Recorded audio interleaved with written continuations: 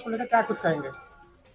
देखिए, सबसे पहले तो जहाँ लॉ एंड ऑर्डर सही नहीं होता ना, वहाँ आप समझ लीजिए कि सरकारी अमला जो है वो बिल्कुल बेकार हो चुका है। और अपराधी जो है ना, सरकार के संरक्षण में अनियंत्रित हैं। अगर अपराधी को सरकार का संरक्षण ना मिले तो मुझे नहीं लगता कोई अपराधी 5 से 10 दिन कहीं बाहर रह सकता है। ये तो तय है कि सरकारी संरक्षण तो है। महत्वपूर्ण चीज कि 3 एक ही परिवार की हत्या होना, ये अपने में बड़ा दुखद है। ठीक, ये इतना दुखद है कि जिसको बयान नहीं किया जा सकता। और उसके बावजूद भी अगर पीड़ित परिवार आज भी अपनी जान माल की सुरक्षा को लेकर के असहज है, तो प्रशासनिक कमी है। जैसे मैंने अभी पूछा यहाँ साथियों से कि क्या इस पीड़ित परिवार को असलहे के लिए सरकारी लाइसेंस के लिए कोई बात हुई है, तो हमारे साथी ने कहा सर हमने उनसे बात की थी, जबकि SC/ST एक्ट का में प्रावधान है कि हत्या अगर हो जाती है तो उनको सरकार जो है लाइसेंस मुहैया कराए। तो यहाँ बता रहे हैं कि यहाँ के जो कलेक्टर साहब हैं वो बिल्कुल जो है ढुलमुल रवैया उनका इसके प्रति है। तो इससे भी ये भी सहज है कि कोई अगर सवर्णों के साथ घटना हो जाती, अपर क्लास के लोगों के साथ घटना हो जाती, तो सारा प्रशासन अमला सब लोग जो ना वो लगा रहता। लेकिन क्योंकि गरीब शोषित वंचित की घटना होती है तो उनको कोई फर्क नहीं पड़ता। तो मैं आपके चैनल के माध्यम से मैं उनको चेताना चाहता हूँ कि देखिए DM साहब, हम आपके घर से आपका हिस्सा नहीं मांग रहे हैं या आपकी तनख्वाह से पैसे नहीं मांग रहे हैं। हम वो मांग रहे हैं जो कॉन्स्टिट्यूशन में हमारे राइट है। आप इस घर को सबसे पहले सुरक्षा के लिए एक उनके भाई का और एक उनके घर में जो बहू हैं उनका 2 लोगों का सशस्त्र लाइसेंस फौरन किया जाए, जिससे कि वो कम से कम अपनी सुरक्षा तो कर सकें। अपराधी गिरफ्त से बाहर हैं, कल आके अपराधी फिर घटना कर देगा तो फिर क्या होगा? फिर आप कह देंगे ये हो गया जी हम ढूंढ रहे हैं। नहीं, घटना के होने से पहले इतना पुलिस प्रशासन का प्रभाव होना चाहिए, प्रशासन का प्रभाव होना चाहिए, सरकार का प्रभाव होना चाहिए कि घटना हो ही ना। अभी जो मेन अपराधी है, परिवार वालों का कहना है कि मेन अपराधी भी पकड़ा नहीं गया है, तो पुलिस प्रशासन कहीं न कहीं छुपा रही है। देखिए, मेरी अभी जो है ना यहाँ जो उच्च अधिकारी हैं उनसे मेरी बात हुई है। उन्होंने कहा है कि जी बस 1 या 2 दिन में हम सारी घटना खोल करके प्रेस कॉन्फ्रेंस करने वाले हैं। ठीक, और किसी को किसी भी कीमत पर बख्शा नहीं जा रहा है। लगातार छापेमारी चल रही है। अभी उन्होंने 2 स्टेटों के नाम बताए कि 2 स्टेटों में, एक तो महाराष्ट्र में और एक और स्टेट का नाम बताया कि वहाँ पर हमारी टीमें गई हुई हैं। मतलब हम पूरी तरीके से लगे हुए हैं। अब उन्होंने 2 दिन का जो 1 दिन का समय और लिया है, तो हमारे भी फर्ज है कि उनको 1 दिन का समय दिया जाए। तो ये समय उनका है, ठीक है, आप जाइए प्रेस कॉन्फ्रेंस कीजिए। हालांकि अगर मुझे पता लगता कि पुलिस इस मामले के बहुत नज़दीक पहुंच गई है तो मैं आज ना आकर के 2 या 3 दिन के बाद आता। लेकिन फिर भी कोई बात नहीं, मैं फिर आ जाऊंगा। कौन सा ज़्यादा दूर पड़ता है? उत्तर प्रदेश में आए दिन बहुत जो क्राइम बहुत ज्यादा बढ़ गया है, इस पे सरकार अंकुश नहीं लगा पा रही है। सर, इस पे क्या जौनपुर से लेकर चलते हैं। जी, अभी एक वृद्ध महिला को गोली मारी गई, एक लड़के को चाकू से गोद कर मारा गया।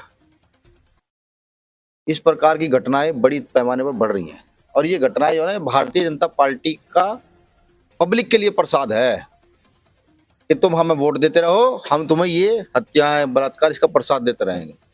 वो हमें काम तो देने से क्या गए? अभी कौशाम्बी की घटना देखिए, 8 साल की बच्ची का रेप।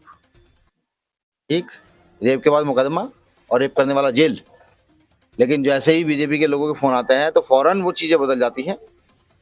जिस पर मुकदमा लगा उसका मुकदमा खत्म होता है, उसकी जमानत होती है। और जिस घर की बेटी के साथ, बच्ची के साथ रेप होता है, उस पर मुकदमे लगा उनको जेल में डाल दिया जाता है। ये देखिए कहाँ का न्याय है। तो जिस तरीके से पुलिस जो है घटना घटने के बाद जब यहाँ पर पीड़ित परिवार के घर पे हमेशा डेरा डाल रखती है, ऐसे क्या कारण है सर कि जो कि जब घटना से पहले क्यों नहीं काम करती सर? एक कहावत है कि अंधेर नगरी चौपट राजा, टके शेरबाजी टके शेर खाजा।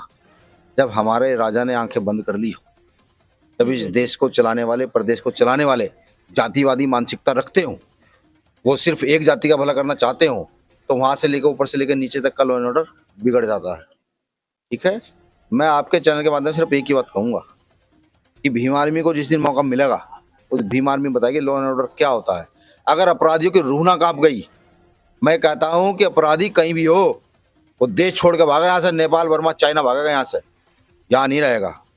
ये नेपाल लगता है ना हमारे पड़ोस में ही, वो यहाँ से भागेगा निकल करके। सर, मेरा एक आखिरी सवाल है कि कहीं ना कहीं जो है कि जातिवाद का व्यवस्था भी यहाँ पे जो है लागू होता है, क्योंकि अगर ये फॉरवर्ड जो होता तो अब तक तो अपराधी पकड़ा गया होता, जेल भी चला गया होता। यही हमारे लिए, सिर्फ हमारे देश के लिए दुख की बात है कि यहाँ अपराध जो है वो जाति देखकर होता है। जैसे मैं अभी कल ग्वालियर की बात करूं आपको, तो एक वकील ये कह रहे हैं कि एक दलित चीफ जस्टिस ने डॉक्टर अम्बेडकर, बाबा साहब अम्बेडकर की प्रतिमा को रखने के लिए कहा। तो उसका कहने का मतलब ये है कि अगर दलित की जगह कोई और होता तो अम्बेडकर की प्रतिमा रखी जाती। अब क्योंकि वो चीफ जस्टिस है, दलित है, चीफ जस्टिस बहुत अपने में ये समझ लो कि अपने में एक पूरा ही आदेश है, ठीक है। तो इसमें बताने की कोई जरूरत नहीं है, मैं जानता हूँ यहाँ जाति के आधार पर ही निर्णय हो रहे हैं, जाति के आधार पर ही सब चीजें हैं। अगर ये किसी और जाति के लिए होता तो अब तक मुख्यमंत्री भी, अब तक सारे गृह मंत्री भी, अब तक सारे मंत्री संतरी वो सब माथा टेक चुके होते, यहाँ आ चुके होते, ठीक है। मंत्री लगातार सबसे ज्यादा दलितों की अत्याचार हुआ, NCRB डाटा आया है। एनसीआरबी डाटा झूठ है। अगर आप फील्ड में जाएंगे तो 70% मुकदमे, 50% मुकदमे आज भी ऐसे हैं जो दर्ज नहीं होते, जो दबाव के कारण, प्रेशर के कारण, प्रभाव के कारण होने के बाद भी दलितों से ज्यादा हुआ है, वो बंद हो जाते हैं। हम धीरे धीरे सब लोग बड़ी मजबूती से आगे की ओर बढ़ रहे हैं बड़ी मजबूती से। यूपी के सीएम लगातार कहते हैं उत्तर प्रदेश छोड़कर गुंडे माफिया अदर प्रदेशों में चले गए हैं, क्या नहीं, वो हकीकत है। गुंडे माफिया अलग प्रदेशों में चले गए, उन्होंने अपने ही गुंडे माफिया बनाए ना। भाई आपका व्यापार है गुंडे माफियाओं का, तो आप करेंगे क्या? आप जो है, जो यहाँ के व्यापारी हैं उनको तो कमजोर कर देंगे और अपने व्यापारी खड़े करेंगे। ऐसे उन्होंने किया। यहाँ के जो बेचारे छुटवैया गुंडे थे, जो चोरी कर लेते होंगे, चकारी कर लेते होंगे, चैन स्नैचिंग कर लेते होंगे, वो उन्होंने भगाए यहाँ से, इनकाउंटर किए, जेल किए, ये किए, वो किए, और अपने सब जातीय गुंडे पाले उन्होंने। और उनको कहा कि तुम जाकर के सारे गुंडों को संरक्षण दो और जाओ वो हत्या, बलात्कार, रेप, ये सब चीजें करें। मैं कहता हूँ माननीय योगी आदित्यनाथ साहब, लॉ एंड ऑर्डर नहीं समझ रहा तो ज्यादा नहीं 2 महीने law and order Bhim army को दीजिए। आप भाई चंद्रशेखर के आजाद जी के हाथ में 2 महीने का लॉ एंड ऑर्डर दे दीजिए, और उनके नहीं दे सकते तो हम भीम आर्मी के लोगों को दीजिए, हमें दीजिए, हमारे प्रदेशों को दीजिए। अब हम बताएंगे लॉ एंड ऑर्डर कैसे चलता है। आप तो कहते हैं गुंडे भाग गए हैं, मैं ये कहता हूँ सबसे पहले आपके सब जातीय गुंडे जो आपने जाति के आधार पर रखे हैं उनको ना पैक कर दे तो बताइएगा। जौनपुर में आके आप जो है कि अपने बहुजन समाज को क्या संदेश देना चाहते हैं? एक ही संदेश है, बाबा साहब का संदेश। राजनीति वो चाबी है जहाँ हर समस्या का समाधान है। दलित, पिछड़े, अल्पसंख्यक करो विचार, कब तक पिटते रहोगे, कब तक सहते रहोगे अत्याचार। इस पर विचार करना जरूरी है। लोकतांत्रिक व्यवस्था है। डॉक्टर अम्बेडकर ये क्या कर गए हैं। मैं डॉक्टर अम्बेडकर का 26 जनवरी 1950 का कोट याद कराता हूँ। मैं हर कोट बोलता हूँ कि जब वो संविधान सभा में संविधान लागू करा के बाहर आते हैं हंसते हुए, तो उनके साथ के नेताओं ने कहता है डॉक्टर अम्बेडकर बहुत खुश लग रहे हो। बाबा साहब कहते हैं हाँ, आज मैंने रानी का पेट चीर दिया, राजा रानी के पेट से नहीं, अब यहाँ के गरीब, शोषित, वंचित, मजदूर, किसान के वोट से जन्म लेगा। तो सामने वाले लोग हंसते हैं, कहते हैं डॉक्टर अम्बेडकर अपने लोगों को अधिकार तो दे चले हो, हम तुम्हारे लोगों को डराएंगे, धमकाएंगे या फिर खरीदेंगे, राजा अपना बनाएंगे। उन्होंने ऐसे ही किया। देखो राजा उनका है ना। आबादी किसकी? यहाँ 90% बहुजन समाज के लोगों की, गरीब, मजदूर, किसान की, दलित, आदिवासी, पिछड़ों की। और राजा किनका? उनका। उन्होंने यही किया। तो मैं अपने लोगों को एक संदेश दूंगा कि सोचो कि वो बाबा साहब अम्बेडकर 70 साल पहले इस बात को कह जा रहे हैं, 75 साल पहले, और वो आज भी दूसरे लोग अपनी बातों पर काबिज हैं। हम कब सुधरेंगे?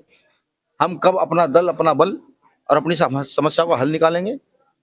आज भीम आर्मी काम कर रही है। भीम आर्मी ने आपको राजनीतिक दल दिया, आजाद समाज पार्टी काशीराम, जिसका आपने मात्र 1 MP जिताया अभी।